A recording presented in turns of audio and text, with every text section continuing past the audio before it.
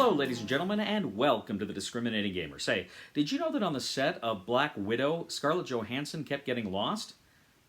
Apparently she kept roaming off. Ladies and gentlemen, today we're going to go ahead and take a look at Black Widow, an expansion for Legendary, a Marvel deck-building game from Upper Deck.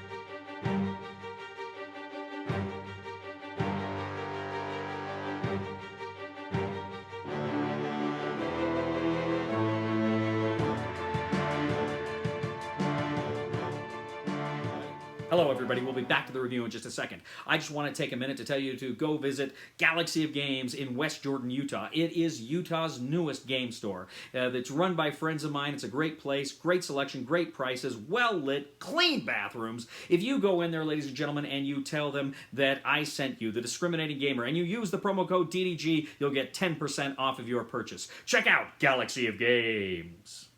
The Black Widow expansion for Legendary, a Marvel deck-building game from Upper Deck, players take on the roles, of course, of S.H.I.E.L.D. agents as they recruit Black Widow and her friends as they attempt to stop the evil, evil masterminds.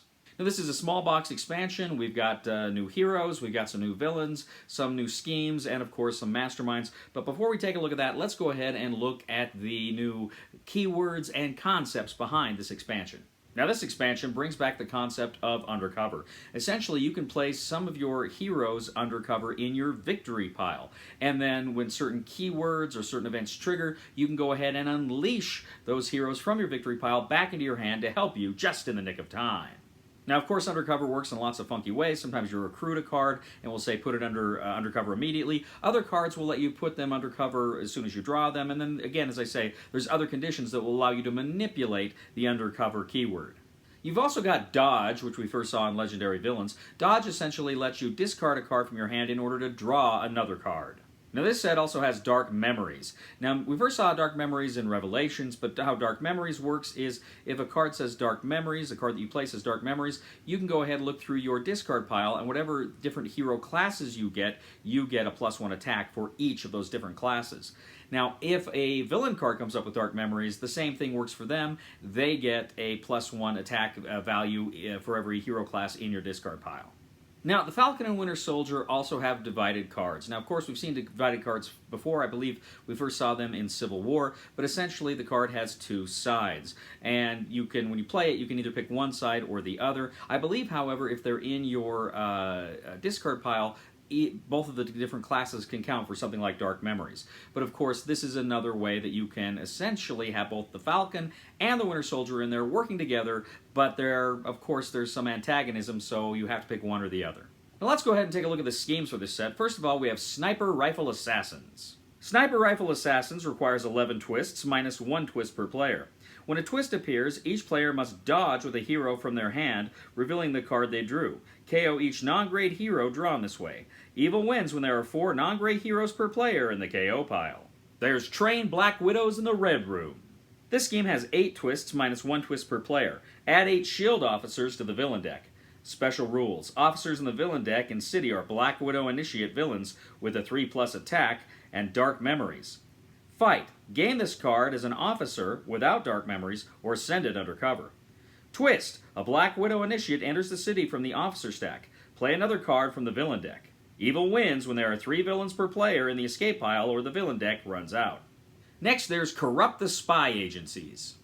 This has 7 twists. On twist 1 to 6, each player sends one of their non-gray heroes undercover. Then each player may unleash a hero from undercover with a lower cost than the one that the player just sent undercover. Twist 7, Evil wins. Finally, there's Frame Heroes for Murder. This scheme has 7 twists, but you get 6 heroes. Twists 1 through 6. Stack a card from the HQ next to the scheme as incriminating evidence that has a different cost than any card already in that stack. Twist 7. Add any card from the HQ to the incriminating evidence. Evil wins when there are 5 pieces of incriminating evidence. Now let's go ahead and take a look at your heroes. Of course, you've got Red Guardian, Yelena Belova, the Falcon and Winter Soldier, White Tiger, and of course, Black Widow. Red Guardian's most powerful card is Champion of the Winter Guard. It's a cost 8 with a variable 4 attack. It reads, when recruited, send this undercover when a scheme twist is completed, or you play a third red hero class this turn. You may unleash this card from undercover. If you've already played the red class this turn, you get +2 attack for each other red class hero played that turn. Yelena Belova's most powerful card is Destroy the Red Room. It's a cost 8 card with a 4 attack. It reads, you may unleash one of your heroes from undercover. You may send a hero from your discard pile undercover. The Falcon and Winter Soldier's most powerful card is Captain America's Legacy. It's a cost 7 card with a variable 2 attack. You get +1 attack for each hero class you have. If you play another Avengers card, you get Dark Memories. White Tiger's most powerful card is Shadowed Resurrection. It's a cost 8 card with a 3 attack. It has Dark Memories, drawing that many cards instead of gaining the attack. And finally, there's Black Widow herself. Black Widow's most powerful card is Infiltrate the Conspiracy. It's a cost 7 card with a variable 4 attack. You may send one of your heroes undercover. You get +3 attack if you have at least 4 bystanders and or undercover heroes in your victory pile. Now you also have 2 new villain groups. First of all, you have the Elite Assassins. Next, you have the Taskmaster's Thunderbolts.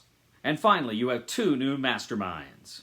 First of all, you have the Indestructible Man. You can play his regular side or his epic side. You also have the Taskmaster. He too has a regular side and an epic side. We'll get back to the review in just a moment. I want to take a minute to ask you to check out my other channel, that is Cody Carlson, PhD, where we talk about history, books on history, military history. I even post some of my lectures for my classes on there. Please check that out. Please subscribe to that channel. And now, back to the review.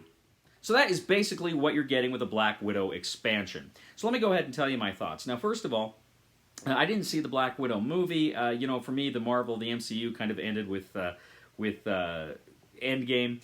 And I gotta tell you, I'm not a fan of the comics. That's not to say I don't have anything against them, I just haven't read them. So I don't know too much about Black Widow, so it was kind of fun finding out some of the story elements here of Black Widow with this game. First of all, let me talk about the schemes, because of course the schemes are always really important to me. Some of the schemes are really good. They're fun, they're fairly simple to play, and I like them. But I'm not a huge fan of schemes when it's just the scheme twists are the timer. You know, once the last scheme twist comes out, game over. Because that, to me, really comes down to shuffling. And if you shuffle poorly and you're getting a lot of those schemes at the top of the deck, or you know, all of them, it seems like you can end the game, and there still feels like there's a lot more game to play. So I'm not a big fan of those schemes that just use the scheme twists as timers. So I was a little disappointed there. But having said that, the schemes themselves I actually found to be kind of fun. I enjoyed them, particularly the sniper rifle one. I really enjoyed. The villains are fun and interesting. They've got some quirks and twists, or not twists, master strikes that are fun, but they complicate things and they really screw you up. But I like them. Generally, I found them fun. The heroes are good, they're solid, and the villain groups are fun. Generally, I like it. But again, I've got those caveats with those timer scheme twists are not my favorite. So what I'm saying is I really did enjoy this one. I thought it was, frankly, a good, solid Marvel expansion. But again, I wouldn't necessarily put it in the top tier, and it's largely because 2 of the schemes have those timers in it. But it's a good one. I was kind of debating because of that, going try it before you buy it or buy it, but I'm going to go ahead. I'm going to say buy it. I think if you really like Marvel Legendary, if you're really into it, and you want a new, fun, interesting challenge, I think Black Widow is a great way to go. Recommendation for the discriminating gamer is buy it. Thank you once again for joining us today on The Discriminating Gamer. As always, we ask you to please leave a comment for us on YouTube, on Board Game Geek, on our Facebook page, or on thediscriminatinggamer.com. We'd ask you to please like us on Facebook, subscribe to us on YouTube, and follow us on Twitter. I'd also ask you, ladies and gentlemen, to please check out my other channel, that is Cody Carlson, PhD, where we talk about military history and books on history and fun things like that. Please check it out, please subscribe, and I'd ask you to please give a thumb to this video on Board Game Geek. That helps us out a lot as well. You know, ladies and gentlemen, I was thinking, if Wonder Woman and Black Widow got together and opened up a business, what would it be called? Amazon Web Services?